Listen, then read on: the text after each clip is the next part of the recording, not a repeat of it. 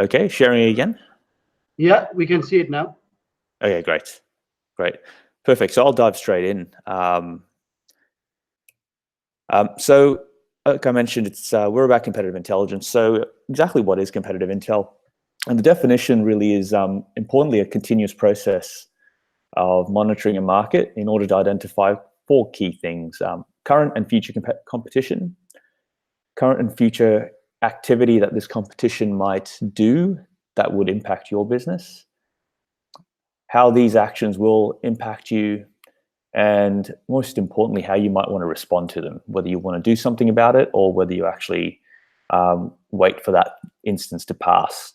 And history is littered with companies that haven't done this very well. Traditionally, companies in general do not do competitive intelligence well, as most people are always focused on what they are doing and their strengths and weaknesses. They don't usually take a moment to look at the external environment and understand what opportunities and specifically threats there might be.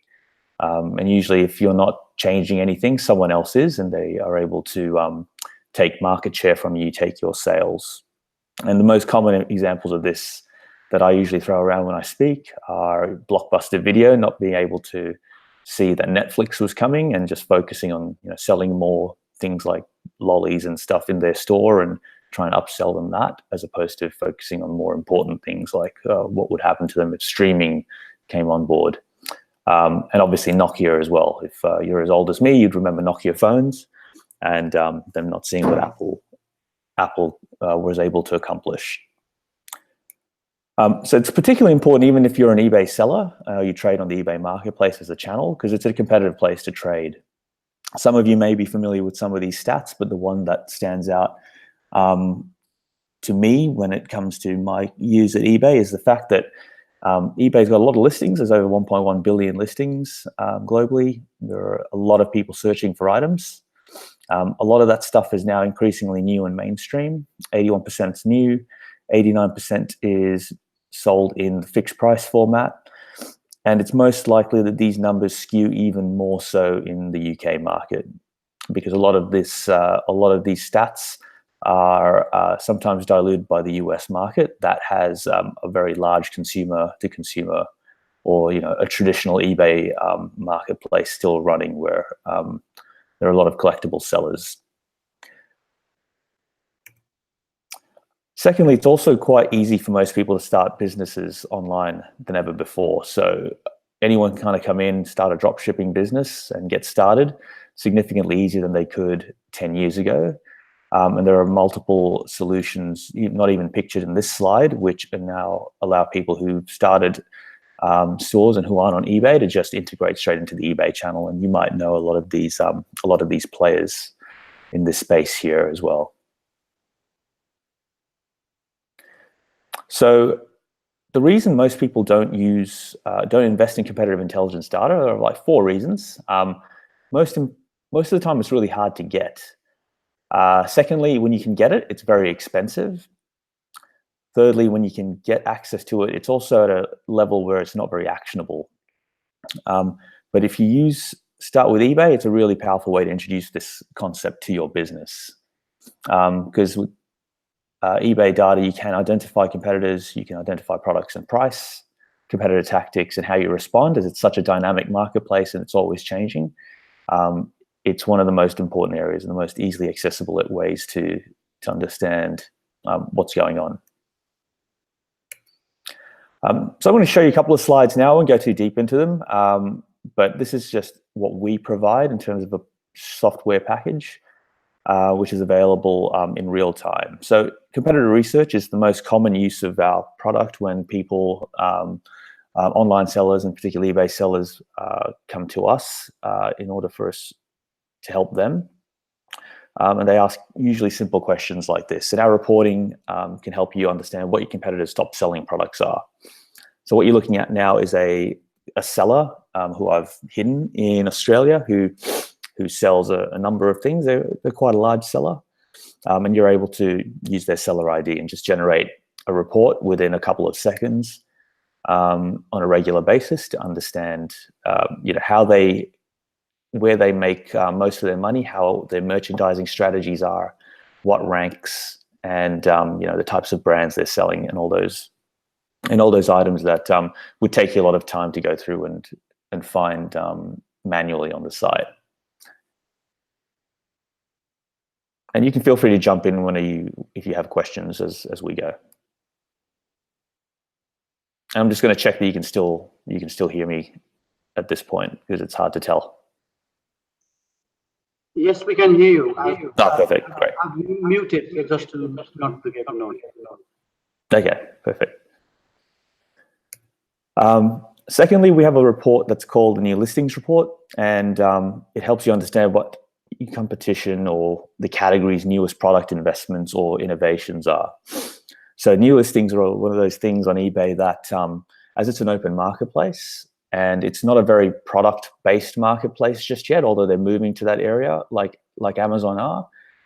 New listings are usually considered as unknown, and unless the ecosystem and the algorithm can detect that there's something risky about the seller, they're going to put those new listings in a position where they get impressions or eyeballs from buyers. So if someone comes in with a pretty attractive offer, they're able to get lucky sales quite quickly, and they're able to ramp up those products. So specifically, if someone's selling something similar to yourself, this is a pretty easy way to understand what those new investments might be. And it also gives you some control if you're not really in the market for repricing against new inventory or new pricing changes. So this helps you look at relisted items as well, so if someone's changed their prices. We also have a report to understand what your competitors' most recent successful product launches are, and it's called Supply Demand. And what we do is we take the last 18 months of sales, the last 18 months in which an item was created, and we summarize all those listings and give you an average velocity of how quickly those are selling. So this again is the same seller, but you'll notice the items have changed because this cuts out their sellers, the items that they listed, over 18 months ago, which is now established a hold. And these are some of their newer items that have come in. 18 months ago, there were new listings, and these are the ones that have ramped up. And you can see at the top there's a summary of stats, and particularly in how fast they sell in units sold per week, and average number of dollars they make per week. In the UK, obviously, it's going to be pounds. We also help sellers conduct product discovery. So a lot of the ways sellers look to grow, and the most simple strategy is sellers will look to sell new things that they're not familiar with and expand their category, expand their portfolio of products. So the example I've given here is for dog beds, but you can consider any other item. But this report gives you results for the search query dog bed, and shows you who the top sellers are, who's ranking the best, and it'll let you go into drill into each of those sellers and understand what exactly those dog bed products are that they're selling and listing well. So this particular seller at the top, again, I've masked their ID, has 2 listings. Their top ranking item is number 1, and here are all the metrics behind it. And if you click into it, we can get you more information about them. We also provide some visualization, so you can quickly understand what the top brands are in the area by sold items, by quantity available, by listings available. And you're also able to break it down to the types of inventory they have. Are they using fixed price? Are they using good till cancelled? How much of it is new and how much of it is used as well, if that's relevant to your category. Again, you can also, at a category level, look at what new products are being sourced in dog beds. And this one will give you a cut of information with just the different sellers and the different types of dog beds. And lastly, we come to growth opportunities. And a lot of this is around finding niches in categories, and what the right way to go about doing that is. Our way of doing it is increasing transparency into what is being merchandised through Best Match. and we provide a report. So this is a visualization of the supply-demand report. And it looks kind of complex, but if you look at it closely, I can walk you through it. The green bars here is the percentage of listings that are returned, and at the bottom you can see the prices within that dog beds category, and it'll show you that most of the inventory is somewhere between up to $40, maybe even $60. After $60, the actual supply of dog beds on offer decreases. Each one of these dots is a listing, and the position on the chart is how quickly the item is selling. So if you look right at the top, the fastest selling item sells for about 45 units per week. It sells for about $20. And it's outselling a lot of the stuff that's clumped close together, which is a lot of dog beds that are just trying to get traction but haven't been able to find their market as well as this top seller has. These are not bad units sold per week, but significantly this seller here and the ones below them are doing a better job of it. If you were looking to come into this category and sell dog beds, if you were to look at something priced between $0 and $40, you'd have to be pretty special to compete against the top players. But you might find a niche somewhere at a higher price point, which would help you sell for a higher margin. And the key would be, in addition to this report, complementing that with more research for yourself to understanding, what types of dog beds would sell for a higher price point.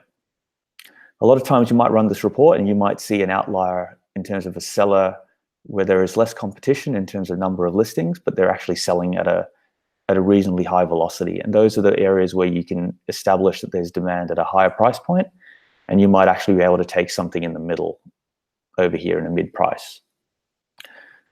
So this particular report helps you understand and learn about new categories pretty quickly. It might even help you understand a little bit more about where the opportunities are in categories that you already sell.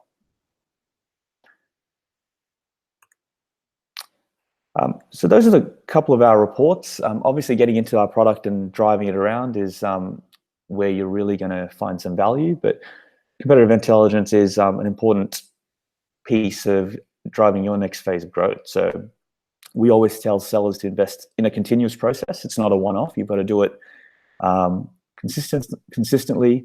Look at other areas of your business. In terms of competitive intelligence, there are lots of other tools in areas such as SEO that you might want to add for your eBay channel as well as outside, and really use competitive intelligence and finding out what your competitors are doing, not to copy them, but rather to differentiate yourself and your business as a better long-term strategy. We've got a Facebook group that if you'd like to join, where we post a number of updates on our product, and you can talk to other sellers from around the world. But apart from that, that's it from me. So thank you for listening, and I'd love to, if you have time, answer any questions.